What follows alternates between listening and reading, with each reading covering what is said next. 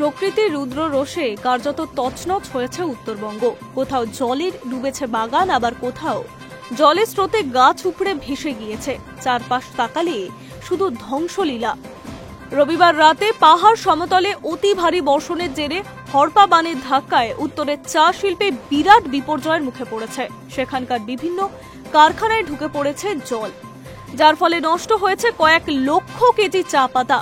মাথায় হাত পড়েছে কারখানার মালিকদের। এই বিপর্যয়ের ফলে প্রাথমিক হিসেবে ক্ষয়ক্ষতির পরিমাণ দাঁড়িয়েছে প্রায় ৭৫ কোটি টাকা। শুধু তাই নয়, প্রবল বর্ষণে ক্ষতি হয়েছে বাগানের সস্তা, কালভার্ট, শ্রমিকদের আবাসনও। চা বণিক সভাগুলোর সংখ্যা যেভাবে ক্ষতিগ্রস্ত হয়েছে তাতে ক্ষয়ক্ষতির পরিমাণ ১০০ কোটি ছাড়িয়ে যেতে পারে। কিভাবে পরিস্থিতি সামাল দেওয়া সম্ভব সেটাই ভাবাচ্ছে বণিক সভাকে।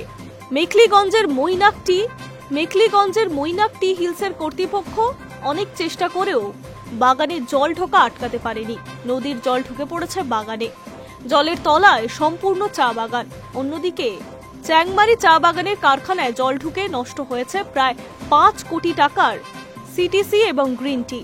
ভেঙে পড়েছে বাগানে যাওয়ার রাস্তা, এমনকি জলের তোড়ে ভেসে গিয়েছে কালভার্টও। এখানেই শেষ নয়, ডুয়ার্সের গেন্দ্রাপোড়া, গাঠিয়া, গুড হোপ, জিতি, আইভিল, আনন্দপুর, বানারহাট সহ নাগরাকাটার মতো অন্তত ৫০টি বড় চা বাগানে মারাত্মকভাবে প্রবল বর্ষণে ক্ষতিগ্রস্ত হয়েছে।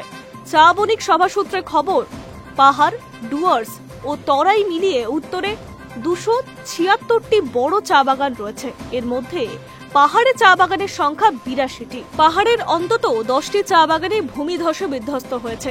তরাইয়ে ক্ষতিগ্রস্ত হয়েছে ১৫টি চা বাগান। ডুয়ার্স ও আলিপুরের জেলায় কালচিনি ব্লকের সুভাষিনী চা বাগানের ১০০ একর এলাকায় জলে ভেসেছে।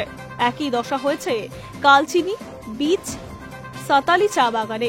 ডুয়ার্স ব্রাঞ্চ টি অ্যাসোসিয়েশনের সচিব বলেন, ১৯৬৮ সালে বন্যার পর জলপাইগুড়ি ও আলিপুরদুয়ার জেলার চা শিল্পে এত বড় ক্ষতি হয়নি। আমরা রাজ্য সরকারের কাছে পাশে দাঁড়ানোর আবেদন জানাবো। তিনি জানান, এখনো সব বাগানের সঙ্গে যোগাযোগ করা সম্ভব হয়নি। যে পরিস্থিতি তৈরি হয়েছে তাতে ক্ষয়ক্ষতি ১০০ কোটি ছাড়িয়ে যেতে পারে বলে মনে করা হচ্ছে। Hi News network.